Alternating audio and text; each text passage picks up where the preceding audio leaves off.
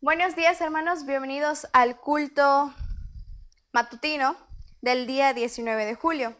Antes de comenzar nuestro culto de esta mañana, les invito a apretarle al botón de compartir para que el mensaje del día de hoy le llegue a todos sus contactos y a todas las personas. Ahora sí, vamos a continuar con el culto y les invito a cerrar sus ojos y orar a nuestro Dios. Señor que estás en el cielo, te damos gracias por todas las bendiciones, Padre, que nos has dado. Gracias por permitirnos abrir nuestros ojos, Señor, y podernos reunir, aunque no presencialmente, pero virtualmente, Señor, para adorarte. Te entregamos este culto, Padre, solo para tu gloria y solo para tu honra. En el nombre de Cristo Jesús. Amén. En Salmos 91, del 1 al 7, dice: El que habita el abrigo del Altísimo morará bajo la sombra del Omnipotente. Diré yo a Jehová, esperanza mía y castillo mío, mi Dios, en él confiaré. Y él te librará del lazo del cazador, de la peste destruidora. Con sus plumas te cubrirá, y debajo de sus alas estarás seguro. Escudo y adarga es su verdad. No tendrás temor de espanto nocturno, ni de saeta que vuele de día, ni de pestilencia que ande en oscuridad, ni de mortandad que en medio del día destruya. Caerá a tu lado 1000 y 10,000 a tu diestra, mas a ti no llegará. Ahora vamos a tener la oración de confesión de pecados a cargo del pastor Carlos Ernesto Ucán.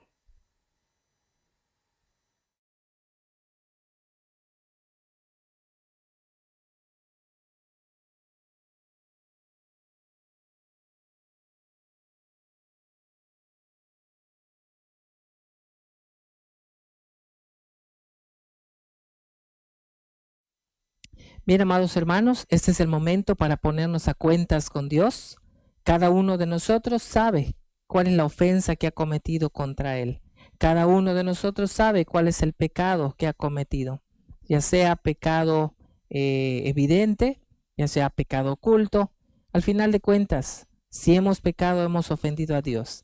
Pero es importante que en esta mañana usted, de forma personal, desde allá donde se encuentra, ahí en casa, vamos a orar y usted póngase a cuenta con Dios y volvamos otra vez a mantener esa relación directa, íntima con Él. Le invito a cerrar los ojos y a inclinar sus rostros. Oramos. Padre bendito, en esta mañana estamos acudiendo ante el trono de tu gracia con el propósito, Señor, de que tú mires nuestros corazones tristes, afligidos, arrepentidos. Reconocemos que te hemos fallado. Reconocemos que hemos cometido pecado. Reconocemos, Padre, que hemos ofendido tu nombre. Hemos cometido pecados de omisión, pecados de comisión, y sabemos, Padre, que eso a ti no te agrada. Que eso, Señor, mancha tu nombre, y eso nos entristece. Pero tu Espíritu Santo nos redarguye, nos ha exhortado, y es por eso, Padre, que en esta hora venimos rendidos a tus pies para suplicarte que nos perdones. Acudimos a ti porque eres el único que puede escucharnos, que puede mirar nuestros corazones y puede limpiarnos, puede perdonarnos y puede una vez más, Señor, poner estos corazones que han sido entenebrecidos por el pecado, dejarlos, Señor, un corazón rojo, blanco, pero también, Señor, renovar nuestra mente, poder ahora, Señor, estar limpios de todo pecado nuevamente. Por eso acudimos a ti, para que tú nos perdones y que nos sigas dando de tu misericordia, de tu bondad y de tu gracia. Oramos en esta mañana, en el nombre de tu Hijo amado, Cristo Jesús. Amén. Escuchemos con atención, hermanos, lo que dice la pregunta 4 de nuestro Catecismo de Heidelberg. ¿Qué pide la ley de Dios de nosotros? Y la respuesta dice: Cristo nos enseñó sumariamente en Mateo 22 del 37 al 40. Amarás al Señor tu Dios con todo tu corazón y con toda tu alma y con toda tu mente y con todas tus fuerzas. Este es el primero y grande mandamiento. Y el segundo es semejante: amarás a tu prójimo como a ti mismo. De estos dos mandamientos depende toda la ley y los profetas. Con esta pregunta, hermanos, damos paso entonces a gozarnos en esta mañana a través de las alabanzas que traen para todo el pueblo cristiano, para edificación nuestra, cada uno de los hijos de nuestro Dios. Así que vamos a escuchar, en primer lugar, la participación musical que está a cargo del joven Marcos Chan Santos.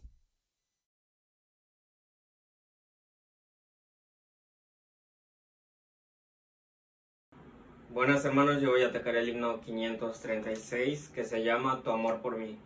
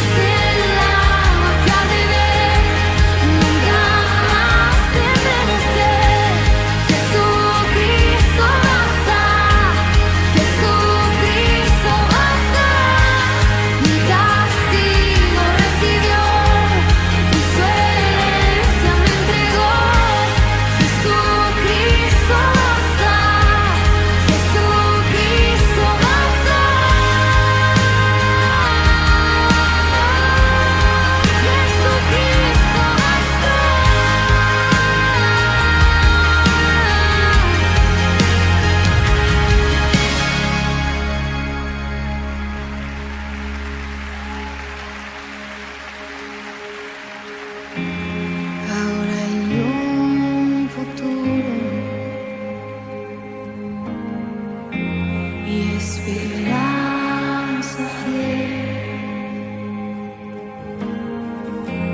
en su amor confiamos, hay descanso en mí.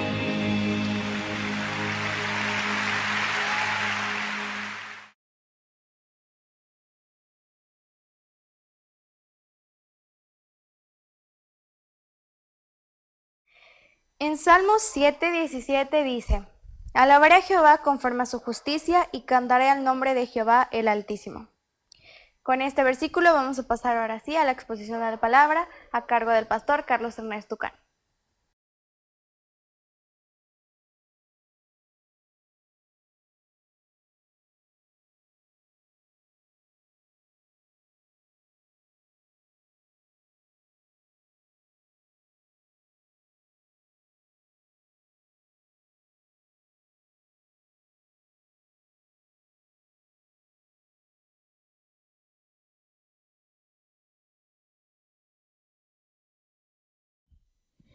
Bien, hermanos, estamos tomando ya nuestra serie de sermones de este mes de julio, que es con respecto al discipulado. Hay grandes enseñanzas que hemos visto. Ya vimos nosotros en la primera plática, en el primer sermón de julio, cuáles son las cualidades que debe tener un discípulo de Cristo. La semana pasada hablamos acerca de cuáles son las razones por las cuales yo puedo confiar y yo debo de discipular. Pero en esta mañana vamos a tocar un punto sumamente importante. Esperamos que no sea tan extenso lo que voy a decir, pero que sí sea algo concreto y específico. Y en esta mañana vamos a hablar específicamente que si ya soy un discípulo de Cristo, que si ya sé lo que debo de hacer en el aspecto de discipulado, entonces no debo perder de vista mi identidad.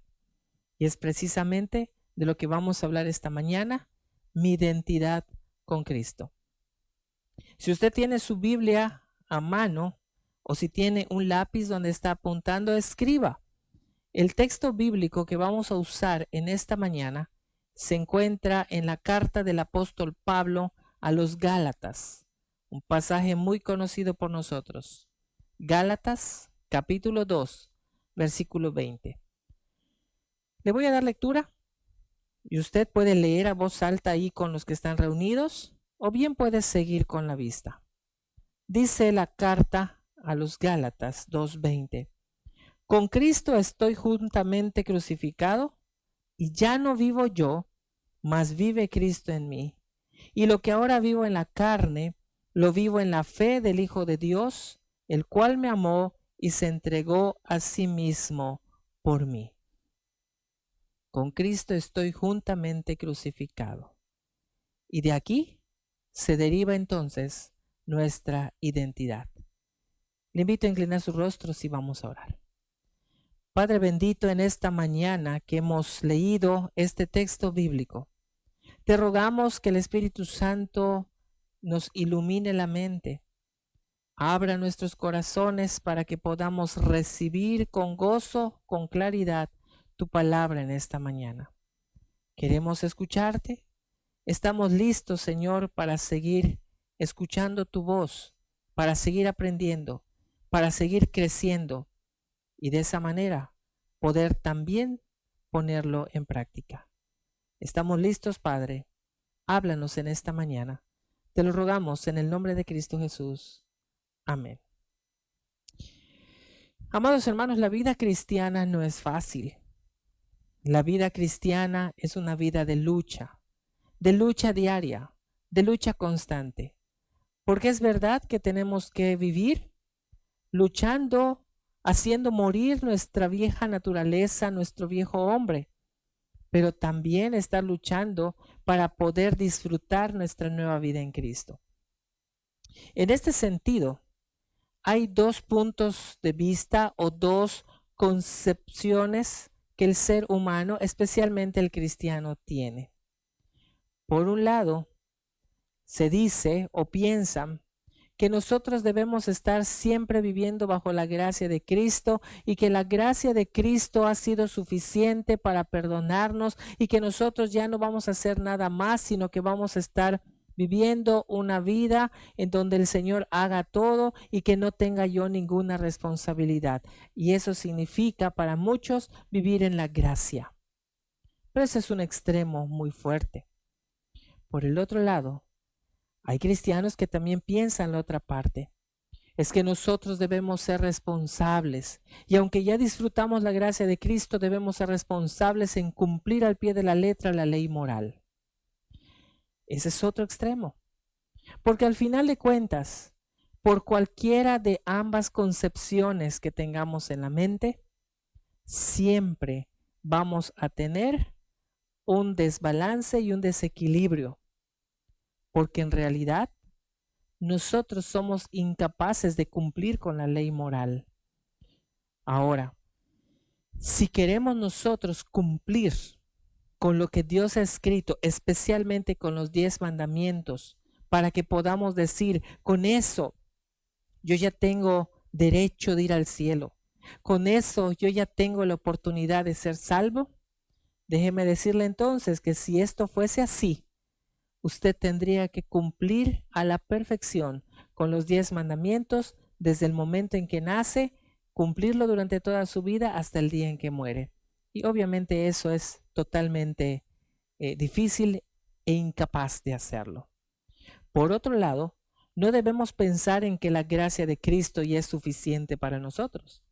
La gracia de Cristo es suficiente, con eso nos salvó de nuestra condición de pecado, con eso nos dio el perdón, con eso nos dio la salvación, pero eso no nos quita a nosotros la responsabilidad de poder caminar en esta lucha y mantenernos firmes y fieles a nuestro Dios.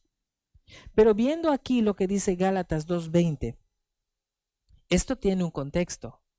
No solamente el apóstol Pablo lo dijo porque quería enseñar algo, sino el apóstol Pablo dice estas palabras haciendo hincapié en el versículo 20 de lo que es realmente vivir en el Evangelio, lo que es realmente tener una identidad con Cristo.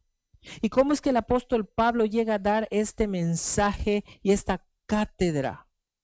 Por el contexto que nosotros vemos desde el versículo 11. Si usted ve allá en el capítulo 2, versículo 11, dice: pero cuando Pedro vino a Antioquía, le resistí cara a cara porque era de condenar. Pues antes que viniesen algunos de parte de Jacobo, comía con los gentiles, pero después que vinieron se retraía y se apartaba porque tenía miedo de los de la circuncisión. Y en su simulación participaban también los otros judíos, de tal manera que aún Bernabé fue también arrastrado por la hipocresía de ellos. Pero cuando vi que no andaban rectamente conforme a la verdad del Evangelio, dije a Pedro delante de todos: si tú, siendo judío, vives como los gentiles y no como judío, ¿por qué obligas a los gentiles a judaizar? Amado hermano, en el contexto que nosotros estamos viendo aquí, nos muestra cómo el apóstol Pedro, teniendo en su mente todas las instrucciones o todos los requerimientos de la ley como judío que era, él sabía que la ley condenaba comer cierto tipo de animales o cierto tipo de alimentos. Pero ahora, cuando se reunía con los gentiles, el apóstol Pedro daba rienda suelta a sus deseos alimenticios y él comía con los gentiles cualquier cosa, cualquier comida, la comida que esté en ese entonces. Pero cuando Pedro escucha que empezaron a venir otros judíos, entonces lo que Pedro hizo es empezar a rechazar esa línea de amistad que tenía con los gentiles, empezar a hacerlos a un lado. ¿Por qué? Por temor, obviamente, a lo que los judíos pudieran pensar. Por eso el apóstol Pablo le dice: Pedro, ¿por qué razón haces esto? ¿Por qué razón convives con los gentiles y después cuando escuchas que vienen los judíos empiezas a retraerte? Aquí lo que Pablo está notando o está haciendo notar es precisamente un problema que Pedro estaba teniendo. Si usted se da cuenta aquí, el apóstol Pablo no culpa a Pedro o no le llama la atención porque sea un hipócrita, no le llama la atención porque coma con los gentiles, no le llama la atención por la forma de vida tal vez que llevaba, sino le llama la atención fuertemente porque Pedro, aún sabiendo las enseñanzas de Jesús, Pedro, aún conociendo las verdades que Jesús enseñó del Evangelio, Pedro no estaba viviendo y no estaba actuando conforme a esas enseñanzas. Ese era el problema.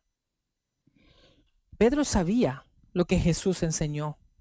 No todo lo que entra por la boca contamina al hombre, sino lo que sale de ella.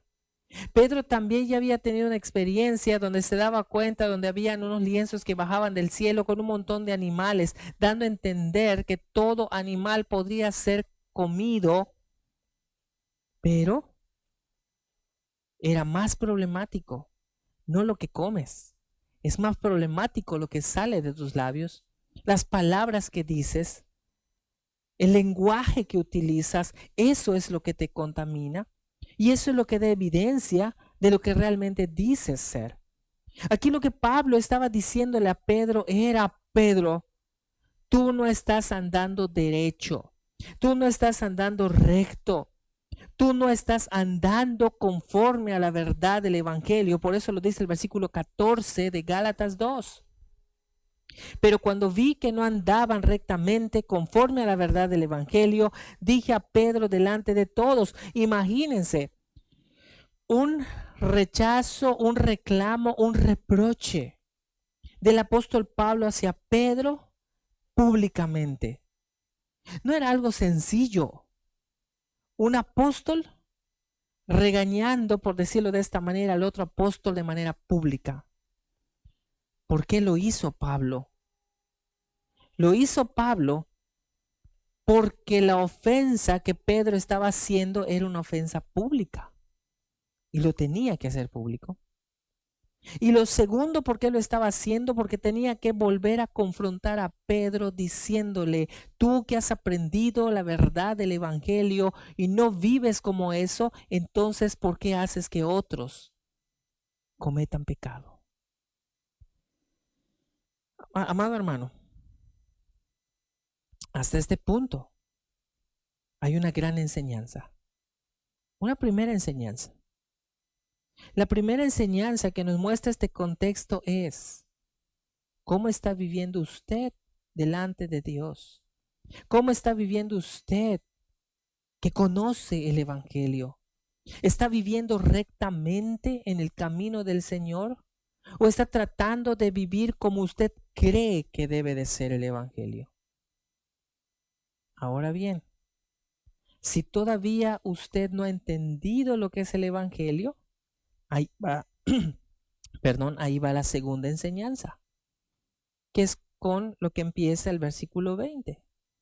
Con Cristo estoy juntamente crucificado y ya no vivo yo, mas Cristo vive en mí. ¿Qué está diciendo este pasaje bíblico? Aquí está plasmado el Evangelio. Aquí está plasmado lo que realmente nos hace a nosotros tener esa identidad con Cristo. Si yo no ando bien, si yo no estoy bien alineado y bien recto y bien derecho con el Evangelio, es porque probablemente desconozco qué es realmente el Evangelio. Porque no hago absolutamente nada y yo no puedo hacer nada, ni cumpliendo la ley moral, ni siendo buena persona, ni haciendo buenas obras. Absolutamente nada puedo hacer sobre la tierra que me dé derecho a tener la salvación. La salvación solamente la obtengo por gracia y misericordia de Cristo, quien dio su vida en la cruz del Calvario. Y aquí lo que dice el apóstol Pablo es muy claro. Con Cristo estoy juntamente crucificado. ¿Sabe qué quiere decir eso? ¿Sabe lo impactante que es esta primera parte del texto bíblico? Usted y yo, culpables, pecadores, merecíamos estar clavados en la cruz. Bueno, Jesús tomó nuestro lugar. Pero lo que el apóstol Pablo quiere llevarnos a entender en esta mañana, con la palabra de Dios, palabra inspirada, es esta parte. Con Cristo estoy juntamente crucificado. O sea, yo, estando clavado en la cruz del Calvario con Cristo, muero a mi viejo hombre. Y una vez que yo muero en Cristo, todas mis deudas han sido pagadas. Una vez que yo muero en Cristo, no existe nada que pueda hacer que yo pague o que yo devuelva esa deuda que tengo con Dios. Cristo lo ha pagado. Si yo he muerto con Cristo, entonces la deuda está saldada. No le debo nada a nadie, no le debo nada a Dios. Cristo ya lo hizo y yo morí por Él, yo morí con Él, Él murió por mí. De otra manera, lo que dice el apóstol Pablo es, el sacrificio de Cristo es quien me hace a mí ser absuelto de todo pecado, delito y condenación. La muerte de Cristo en la cruz del Calvario me permite a mí tener el gozo de una salvación tan grande que nadie me la puede quitar. Amado hermano, con Cristo estoy juntamente crucificado. Él me ha declarado en esa cruz del Calvario justo delante de Dios y nada hay que me pueda acusar o que me puedan culpar de pecado. El Señor ha cubierto todos mis pecados, el Señor ha pagado por ellos, pasados, presentes y futuros, y yo debo de vivir una vida agradable, deleitable delante de Él.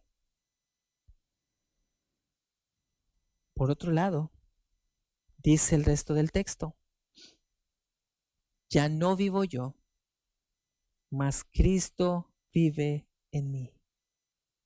Y si Cristo vive en mí, yo debo tener entonces el sentir de Cristo, yo debo tener entonces la mente de Cristo, y mi vida debe ser una vida que caracterice el ejemplo que me mostró Cristo. Porque ya no vivo yo.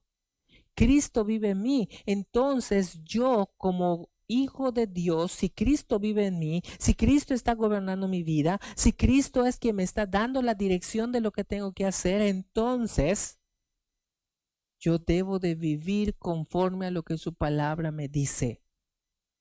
Y tengo que escudriñar su palabra para sacar las verdades que en ella están plasmadas, alimentarme de su palabra sin cuestionamientos. A veces, amados hermanos, pensamos o decimos que somos una iglesia bíblica. Pero a veces lo que encontramos en la Biblia, si no nos parece, lo hacemos a un lado y tratamos de imponer otras cosas. Entonces no somos bíblicos. Porque no estamos entendiendo y no estamos aceptando lo que la palabra de Dios dice. Y si está escrita y es la ley para nosotros, la regla que nosotros debemos seguir, eso debemos nosotros buscar. Ya no vivo yo, mas Cristo vive en mí. Y esto tiene relación con la pregunta que hicimos hace unos momentos a través de nuestro culto del Catecismo de Heidelberg. Si Cristo vive en mí, entonces yo debo con gozo amar a Dios con todas mis fuerzas y amar a mi prójimo como a mí mismo. Así que, amados hermanos, la segunda gran enseñanza es que con Cristo nosotros también morimos en nuestro viejo hombre. Pero en Cristo, que no quedó clavado en la cruz, que resucitó del sepulcro, con Él también resucitamos nosotros a una nueva vida en Cristo. Eso es lo que está diciendo el apóstol Pablo. Mi naturaleza vieja ha muerto. Ahora yo tengo una nueva identidad, mi nueva vida en Cristo. Y lo que vivo ahora en mi nueva vida en Cristo, que lo estoy viviendo en la carne, obviamente, no lo voy a vivir como lo vivía en mi viejo hombre, sino lo voy a vivir en la fe del Hijo de Dios, el cual me amó y se entregó a sí mismo por mí. Lo voy a vivir reflejando su gloria a través de mi vida. Lo voy a vivir reflejando a Cristo, que la gente pueda ver en mí a Cristo, que la gente pueda ver en mí que yo actúo y tomo determinaciones y tomo decisiones porque tengo la mente de Cristo y lo tengo que hacer de manera sabia.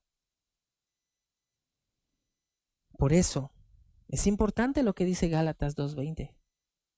Con Cristo estoy juntamente crucificado, porque con Él morí a mi viejo hombre, pero con Él también resucité a mi nueva vida, a una nueva identidad. Y en esta nueva identidad yo no voy a hacer lo que quiera. En esta nueva identidad yo no voy a estar viendo lo que hacen los demás. En esta nueva identidad yo, lejos de ver lo que los otros hacen o no hacen, yo primero debo de marchar y caminar conforme al evangelio que conozco. Y debo de andar rectamente conforme al evangelio que conozco, viviendo bajo la gracia del evangelio y también dando de la gracia del evangelio a los demás. Porque si esto no fuese así y pensáramos que por lo que somos el Señor nos tiene que dar la salvación, entonces estaríamos cayendo en la teología falsa de que por las buenas obras obtenemos salvación o que la salvación se logra por buenas obras. Y eso no es lo que enseña la Escritura. Nunca, nada puede hacer que yo merezca la salvación. La salvación la tenemos, amados hermanos, por voluntad de Dios, por su gracia, por su misericordia. Así que, amados hermanos, yo espero que usted en esta mañana pueda reflexionar y pueda entender que si usted ha nacido de nuevo, usted debe de alinearse bajo la verdad del Evangelio. Si usted ha nacido de nuevo, usted ya no vive por su propia cuenta. Cristo es quien gobierna y vive su vida, y usted debe vivir bajo las reglas, los lineamientos, los preceptos, los mandatos de nuestro Dios. Y tercero, si usted tiene una identidad en Cristo, entonces viva confiando, viva poniendo su fe en el Hijo de Dios, viva entonces dando evidencia y testimonio de que Cristo es su Salvador. Por eso la Escritura dice, por sus frutos lo conoceréis. Así que, amados hermanos, si usted ha nacido de nuevo, usted tiene también todavía una gran responsabilidad, no solo para con Dios, también para con la sociedad. Pero si usted todavía no ha entendido qué es el Evangelio, entonces algo tiene que hacer. Orar a Dios, que el Espíritu Santo le abra su corazón, que usted se arrepienta de sus pecados y venga a los pies de Cristo. Le invito en esta mañana a inclinar sus rostros para tener la oración final y la bendición pastoral. Oramos. Padre bendito, te damos gracias en esta mañana porque tu palabra nos muestra lo importante que es caminar derechos y alineados con el Evangelio. Que no podemos estar caminando como querramos, sino tenemos que estar siguiendo tus pasos, siguiendo tu ejemplo y también, Padre, poniendo en práctica tu ejemplo. Señor, gracias por tu mensaje. Gracias por lo que nos permites hacer. Gracias porque nos das la oportunidad en esta mañana de poder tener este tiempo de culto para edificación de todo tu pueblo, de todo tu cuerpo. Que tu palabra no vuelva vacía, que impacte nuestras vidas. Señor, confirma tu palabra en el corazón de cada uno de tus hijos. Oramos en el nombre de Cristo Jesús. Y ahora, mis amados hermanos, que la gracia de nuestro Señor y Salvador Jesucristo, el amor infinito de Dios nuestro Padre y la comunión bendita de su Santo Espíritu permanezca sobre cada uno de ustedes desde ahora y hasta que Él vuelva. Amén. Bien, amados hermanos, solo me resta invitarlos para que nos sigan acompañando durante toda la semana en las transmisiones que hacemos los lunes, miércoles a las 9 de la noche en el programa Deleitándonos en Dios. Sábados, Deleita Kids para todos los niños, edificación cristiana y bíblica también para ellos, en punto de las 6 de la tarde. Todos los que nos quieran acompañar a través de los estudios bíblicos, ¿cómo saber si soy realmente cristiano?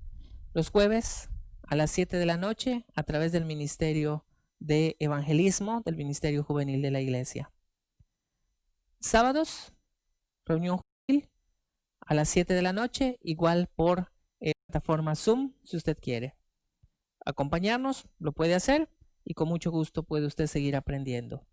Y bueno, y si usted desea seguir creciendo en el conocimiento bíblico y desea escuchar el estudio esta noche, lo esperamos a las 7 de la noche el día de hoy. Así que, hermanos, Dios les bendiga, que pase usted una tarde excelente en familia y nos seguiremos viendo, si Dios lo permite, aunque sea virtualmente. Lea su Biblia, crezca en el conocimiento bíblico, ore al Señor, use los medios de gracia y sigamos adelante en nuestra vida cristiana. Dios les bendiga a todos, hermanos. Nos vemos pronto.